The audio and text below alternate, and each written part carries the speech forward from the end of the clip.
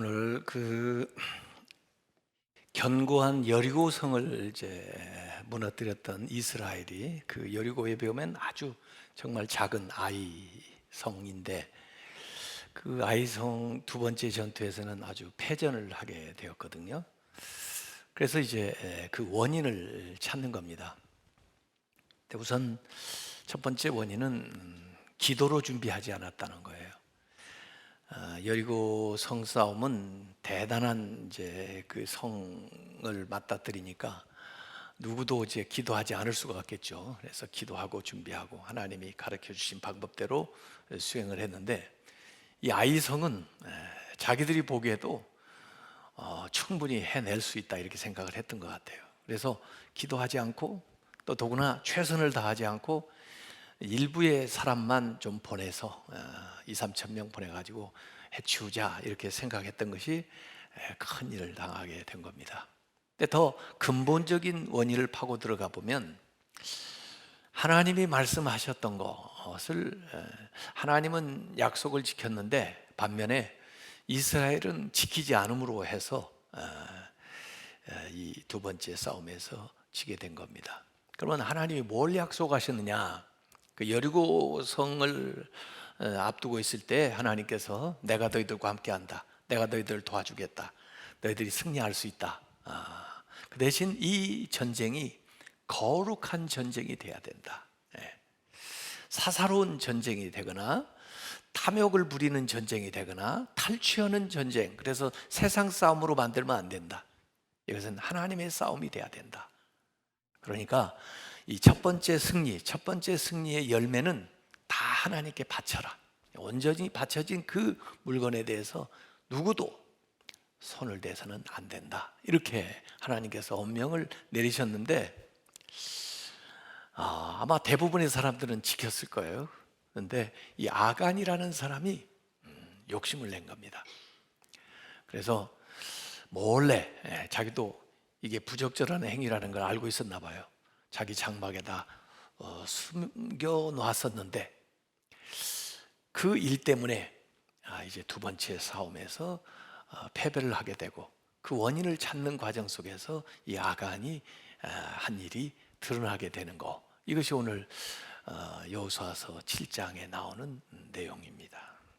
여기 이제 반복적으로 나오는 이야기가 뭐냐면 온전히 바친 물건, 하나님께 온전히 바친 물건. 영어로 뭐라고 표현되냐면 the devoted, 헌신된 물건, thing. The devoted thing, 하나님께 헌신되어 있는 물건, 바쳐진 거라는 거예요. 거기에 손대면 안 된다. 우리가 헌신 예배 드리는데 우리 이 헌신되어 있는 이 몸, 이것을 하나님의 뜻 외에 다른 식으로 사사롭게 써서는 안 된다. 이게 무려 여호수아서 6장과 7장에 10번 나옵니다. 10번. 하나님께 바쳐진 물건, 하나님께 헌신되어 있는 것을 사사롭게 그렇게 써서는 안 된다는 거죠. 여호수아서 6장 17절에 이 성과 그 가운데 있는 모든 것은, 여리고 성을 얘기하는 거예요. 여호와께 온전히 바쳐라.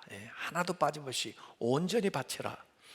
6장 18절에도 너희는 온전히 바치고 그 바친 것 중에서 어떤 것이든지 취하여 너희가 이스라엘 진영으로 바치는 것이 되게 하여 고통을 당하게 되지 아니하도록 오직 너희는 그 바친 물건에 손대지 마라.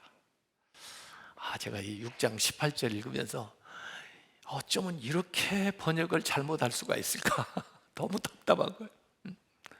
한번 쭉 읽어보세요. 이해가 되나? 너희가 이스라엘 진영으로 바치는 것이 되게 하여 고통을 당하게 되지 아니하도록, 이게 무슨 말이에요? 이해가 안 되잖아요. 제가 번역을 다시 했어요. 바쳐진 물건으로부터 멀리 떨어져 서라. 그것을 취하면 너희에게 멸망이 임할 것이다. 이스라엘 진영에 멸망과 곤경을 가져올 것이다, 이거예요.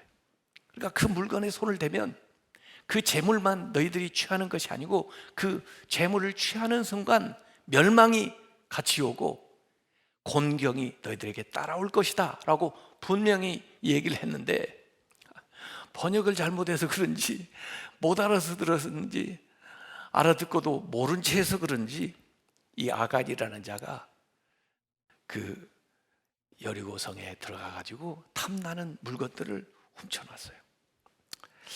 그래서 결국은 그 온전히 바친 물건을 탈취함으로써 이 하나님의 거룩한 싸움이 약탈하는 전쟁처럼, 세상 전쟁처럼 그렇게 돼버린 거죠. 나의 정욕을 위해서, 나의 욕심을 위해서 하는 일처럼 되어버리게 된 거예요. 그래서 여호수아서 7장 21절에 이렇게 나옵니다. 결국 아간이 지목이 돼가지고 그가 자백을 하는 내용이에요. 내가 노력한 물건 중에 시내산의 아름다운 외투 한 벌과 시내산에서 신할산에서 나는 그 외투가 진짜 그 가죽으로 만든 옷이 그 당시에 명품이었나 봐요. 그 한 벌, 그 다음에 은 200세겔 중량으로 달아가지고 또 그 무게가 50세겔 되는 금덩이를 보고 탐내어서 탐이 나가지고 가졌나이다. 벗어서 이제 그 물건들을 내 장막 가운데 땅 속에 감추었는데 은은 그 밑에 있나이다. 그래서 자백을 하게 되는 겁니다. 그래서 결국 너 때문에 우리가 이런 재앙을 만나게 됐다. 그래가지고 그 가족들 다 끌어내가지고 아골골짝에서 그 재물과 함께 돌에 맞아가지고 그 가족들이 다 죽게 되는 사건이 바로 이 여호수아 7장에 기록되어 있는 겁니다. 밖에 있는 적보다 더 무서운 건 이 내부에 있는 적이다. 하나님의 말씀대로 살지 않는 불순종한 우리 내부에 있는 이 악 때문에 조그마한 위험에도 넘어지고 실패하게 된다는 거예요. 그래서 여기서 우리가 중대한 교훈을 배워야 됩니다. 뭐냐면 아무리 우리가 세상에서 하는 사소한 일, 뭐 사실 우리에게 뭐 사소한 일이 있겠습니까마는 아이가 대학에 들어가는 입시를 치른다든지 또 직장에 직장을 취직을 한다든지 뭐 결혼을 한다든지 뭐 사업을 한다든지 이 모든 일이 내 개인의 사사로운 일이 아니라 우리가 이것이 하나님의 일이 되도록 기도하면서 또 하나님의 영광을 위해서 그 일을 계획하면서 그렇게 나아가게 되면은 아무리 내 인생의 사소한 일이라도 하나님께서 역사하셔서 잘되게 하실 뿐만 아니라 그 일을 통해서 하나님의 영광을 드러내지만 하나님의 일을 하면서도 그 거룩한 일, 그 큰 일, 그 위대한 일을 하면서도 그 안에 사사로운 이익을 챙기려고 하게 되면은 그 일이 잘 되지도 않을 뿐만 아니라 그 자신에게 복이 되지 못한다, 이런 겁니다. 그래서 저는 여기 공의 사유화 이 얘기를 하려고 하는 거예요. 하나님의 이 거룩한 일을, 이 공적인 일을 왜 그렇게 사서롭게 자기의 정욕과 자기의 욕심을 챙기는 일로 만드느냐 이거예요. 그것이 본인에게도 도움이 되지 않도록 공동체에게도 어려움을 초래한다, 그런 얘기입니다. 지난 주간 그 산상수훈의 일부를 말씀하면서 간음하지 말라 제7계명을 얘기를 했는데 사실 제8계명 도적질하지 마라 하는 것도 원래 그 주어졌을 때에는 그들이 광야 생활할 때 광야에서 주어진 말씀이기 때문에 그 당시에는 사유재산이라는 것 자체가 없어요. 모두가 공동의 것이고 공동체 생활을 할 때입니다. 그때 도둑질하지 마라 하는 계명은 공동의 것을 사유하지 마라 그런 뜻입니다. 공동의 것을 사사롭게 처리하지 마라 하는 말씀이에요. 요새 그 말씀 계명을 딱 떼어다가 요새 자본주의 사회에서 읽으면 사유재산을 보호해주는 계명처럼 이해할 수 있어요. 남의 물건을 가로채지 마라, 그래서 사유재산을 보호해주는 말씀처럼 이해할지 모르는데 원래 오리지널한 의미는 사회재산 형성을 오히려 저지하는 말씀이에요. 사사롭게 개인의 것을 갖지 말아라. 공동체가 더불어 함께 먹고 살아야 된다, 그런 거예요. 그래서 그것이 잘 안 되질 때 부가적으로 주어졌던 계명들이 11조에 대한 계명, 그래서 나누도록, 그리고 안식일, 안식년, 희년에 대한 그런 제도들이 보완되어 가지고 이 공동이 더불어 같이 살아가는 그 공적인 책임에 대한 이야기를 계속 성경은 강조하고 있는 겁니다. 왜냐하면 인간은 최초부터 항상 이 공의 것을 사유화하는 습성이 있어요. 그래서 자기 자신의 소유로 만들려고 하는 그런 경향이 계속 있기 때문이에요. 아담의 그 선악과 사건도 보면요, 그냥 하나님이 그걸 건드리지 말라고 그랬으면 그냥 모두 다 같이 누릴 수 있는 그런 아름다운 것으로 그렇게 보고 지낼 수도 있는 건데, 꼭 인간의 마음은 그걸 내 걸로 만들고 싶은 거예요. 사유하고 싶은 거예요. 그래서 선악과를 따 먹음으로써 그때부터 죄가 들어옵니다. 하나님을 섬기는 것도 모두 다 더불어 함께 잘 섬기면서 모두의 하나님이 되면 참 좋은데, 가인은 그 하나님을 독점하고 싶은 거예요. 자기의 하나님만 되고 아벨의 하나님이 되는 건 싫은 거예요. 그래서 하나님을 가신으로 만들고 자기의 수호신으로 만들려고 그러는 거예요. 그러면서 아벨을 죽이면 그렇게 될 것처럼 아벨을 죽이는 그런 일들을 감행하게 됩니다.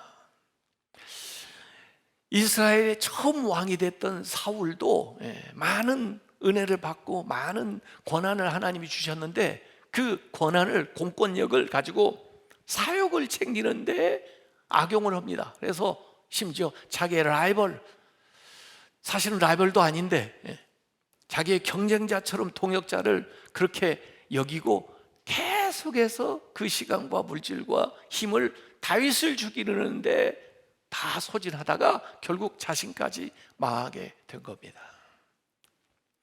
여기 아간의 죄도 그렇고, 나중에 그 엘리 제사장의 두 아들 홈리와 비느하스도 보면은 제사장이면서도 하나님께 제사 드리러 오는 것 가운데 자기가 사욕을 위해서 자꾸 갈취해 가는 거예요.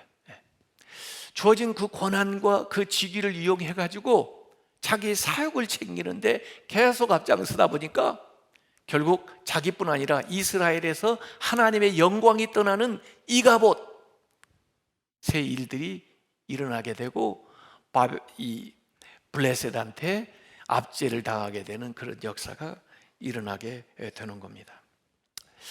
그 이스라엘 왕 가운데 그 아합, 이세벨이라는 그 왕가도 자기들의 그 왕의 권력 가지고 백성들에게 갈취하는 거예요. 그래서 이 나봇의 포도원 사건을 보면은 그 조상들에게 물려받고 또 자손들에게 물려줘야 될 이 초지의 공개념을 가지고 있었던 시대에 그 나봇의 그 좋은 포도원을 빼앗기 위해서 신성모독죄라고 하는 것을 뒤집어 씌우고, 그리고 공권력으로 죽이고 그걸 갈취해요. 그래서 엘리야한테 심판의 말씀을 듣게 됩니다.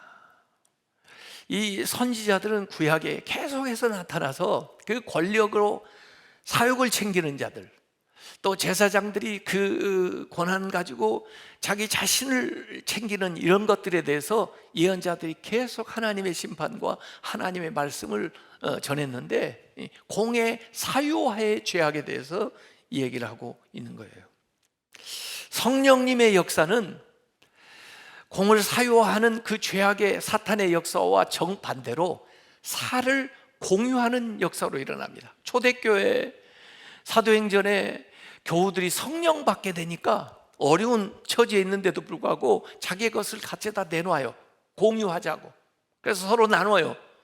그런데 이상하게 그렇게 어려운 시절이 돼도 어려운 사람 없이, 부족한 사람 없이 다 누릴 수 있었다고 그랬어요. 오병이의 쪽도 보면은 이 아이가 자기 혼자 소유하게도 먹기도 부족한 그것을 내놔요.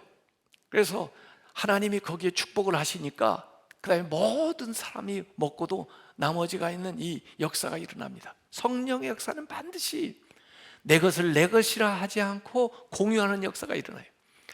삭개오 같은 사람도 은혜 받아서 이 세리가 변화됐다고 하는데, 그의 변화는 마음에서만 일어나는 게 아니고 삶의 변화로 일어나는데, 그동안 모았던 거, 또 심지어 다른 사람을 취했던 것들을 다 내놓는 겁니다. 그래서 가난한 사람, 또 억울하게 그 빼앗겼던 사람들에게 다시 돌려주는 그 살을 공유하는 일로 성령의 역사가 일어나게 되는 거죠. 그래서 예수님께서도 실제로 이 세상에 오셔서 공생애를 시작하실 때 광야에서 3가지 시험을 받으시는데, 그 시험의 요체는 사탄이 와서 예수님에게 얘기하는 시험은 이런 겁니다. 너 하나님의 아들이지, 너 하나님의 아들로서 하나님이 주신 능력 많잖아. 그 능력을 너 자신을 위해서 써봐. 이기적인 목적을 위해서 써보라는 거예요. 그러나 예수님은 하나님의 아들이시지만, 예수님은 그 능력을 가지고 계시지만 그 능력을 자기를 위해서 쓰지 않는 거예요. 그래서 그 시험을 이기신 겁니다. 아담이 범죄하고 실패했던 그 시험을 제2의 아담 대신 예수 그리스도께서 오셔서 이기신 거예요.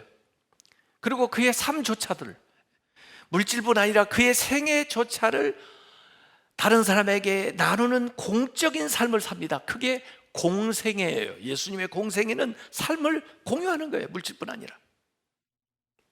예수님이 십자가에 못 박혀 돌아가시는 그 순간에도 사탄이 와서 너 하나님의 아들이지 않느냐, 뛰어내려봐, 그러면 믿겠노라. 그러지만 예수님은 그 능력을, 다른 사람을 위해서는 그 능력을 많이 베푸셨지만 자신을 위해서 쓰지 않으시고 십자가에 못 박혀 돌아가셨어요. 그 십자가가 사멸봉공입니다. 자기를 멸해서 모든 인류를 구원하시는 거죠.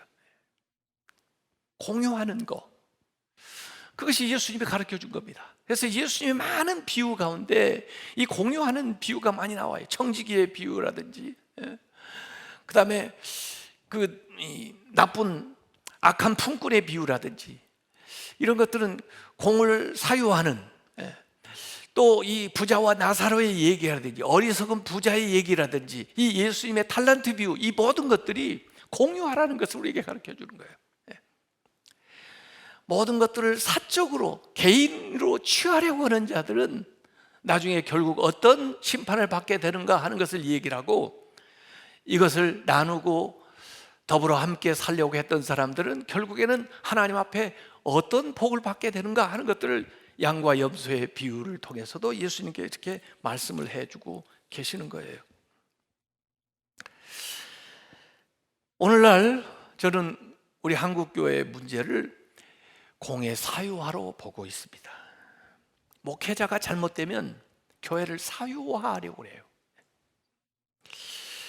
이 교회 재산이, 우리 교회 같으면 다 우리 총회 유지재단에 이렇게 등록이 되어 있습니다. 근데 어떤 사정으로 인해서인지 어떤 교회들은 교단의 유지재단에 재산을 등록을 안 해놔요. 개인의 명의로 해놔요.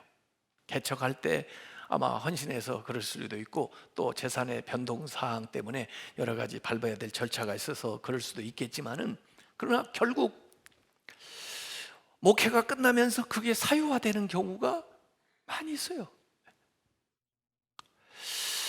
그래서 여러 가지 병폐가 교회 안에 일어나요. 사실 담임 목사직 세습에 대해서도 여러 가지 얘기하지만 그 이전에 교회 사유화가 더 근본적인 문제예요. 그래서 유다서 11절 12절에는 이런 말씀을 하고 있습니다. 화 있을진저 이 사람들이여 가인의 길에 행하였으며 싹을 위하여 발람의 어그런 길로 몰려갔으며 고라의 패역을 따라 멸망을 받았도다. 그들은 기탄 없이 너희와 함께 먹으니 너희의 애찬의 암초요. 식사하다가 거기에서 돌이 나온다고 생각하세요. 애찬의 암초요. 자기 몸만 기르는 목자요. 양들을 기르라고 그랬더니 자기 몸만 기르는 목자. 엘리 대제사장처럼 비둔해가지고 자빠져서 목이 부러져 죽은, 자기 몸만 기르는 목자요, 바람에 불려가는 물 없는 구름이요. 구름이 오면 이제 비가 좀 내리려나 하는데 비를 내리지 못하는 물 없는 구름이요, 죽고 또 죽어 뿌리까지 뽑힌 열매 없는 가을나무요. 가을에 열매를 좀 기대하고 있었는데 뿌리가 썩어버려가지고 열매를 주지 못하는 이런 잘못된 목자들에 대한 이야기를 여기 하고 있습니다. 과거에 종교개혁이 일어날 때 중세교회의 타락의 그 결정적인 건 뭐였습니까? 성직 세습, 성직 매매였습니다. 오늘날의 교회들이 물량주의, 교권주의, 이기주의로 치달으면서 이렇게 공을 사유하는 일들이 보인다는 거예요. 이거 고치지 않으면 이가봇 하나님의 영광이 떠나는 그런 이스라엘처럼 될 수가 있습니다. 예수님께서 마지막 예루살렘에 올라가셨을 때 제일 먼저 성전으로 가셨어요. 왜냐하면 성전부터 심판을 하고 성전부터 정결하게 만들어야 되기 때문에. 그런데 거기에서 온갖 장사를 하는 무리들을 보고 예수님이 채찍질을 하면서 그들을 교회에서 내쫓으시면서 너희가 기도하는 집을 강도의 소굴로 만들었도다, 이렇게 질타하셨어요. 이번 기간에 우리가 처절하게 스스로를 반성하고 한국교회가 이게 사유화된 점이 없는가 하는 것들을 회개해야 됩니다. 목회자만 그런 것이 아니고 교회 오래 다닌 사람, 교회에 많은 공을 세운 사람들이 또 어느새 교회의 주인이 돼가지고 사유화하는 경향도 있어요. 그래서 자기들 멋대로 목사님을 내보내고 갈고 주인 노릇을 하는 경우가 있어요. 하나님이 주인인데, 교회가 하나님의 것인데, 하나님께 온전히 바친 것인데 그 온전히 바친 것을 손을 대는 자들이 있다는 거예요. 이원규 교수라는 감리교 사회학과, 종교사회학과 교수는 그런 얘기했습니다. 한국교회가 위기를 맞은 가장 큰 이유는 교회의 사유화이며 이것은 교회의 세속화와 직결된다. 한국교회는 우리 사회의 신뢰를 잃었고 본질적인 위기를 맞고 있다. 한국교회는 공교회성을 상실하고 있다. 공교회성. 박성철 교수도 그런 얘기했습니다. 교회 사유화는 교회가 지도자 등 특정한 개인의 소유가 되거나 완전한 통제 아래 놓이는 현상을 의미한다. 사유화된 교회는 특정 개인의 이익을 위해 이용된다. 교회 구성원들의 마땅히 누려야 할 유익을 빼앗긴다. 우리가 신앙 고백, 사도신경에서 고백하는 교회의 가장 중요한 요인 가운데 하나가 뭐냐면 교회의 공교회성을 우리가 고백하는 겁니다. 하나님의 교회가 공교회다라고 하는 것을 고백하는 거예요. 여러분, 이 절을 가만히 보면요, 개인 사찰들이 많아요. 개인 절들이 많아요. 그래가지고 일종의 사업으로 또 그걸 물려가면서 또 사고 팔고 하는 그런 절들이 많이 있어요.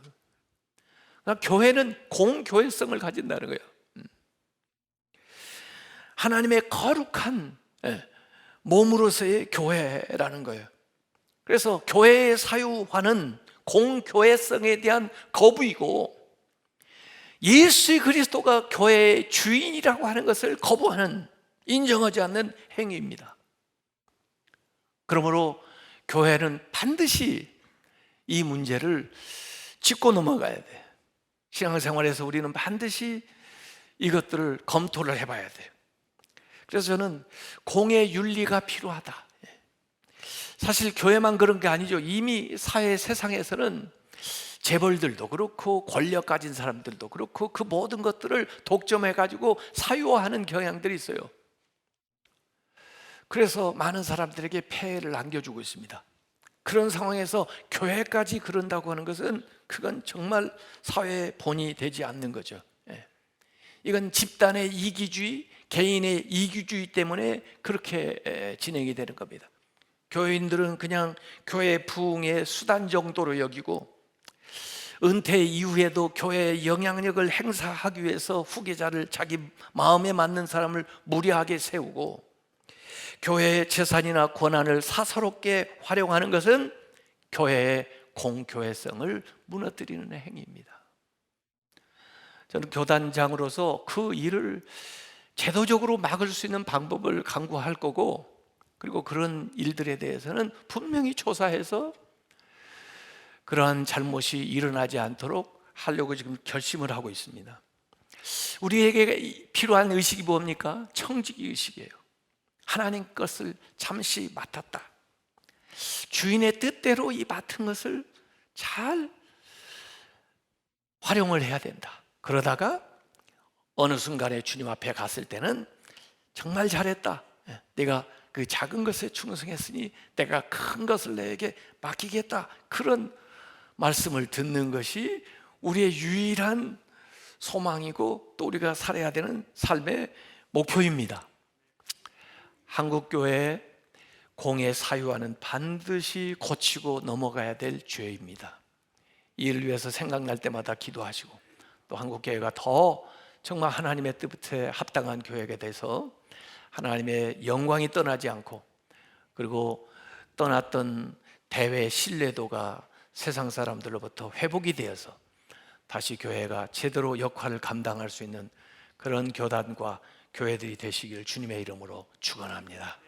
기도하겠습니다.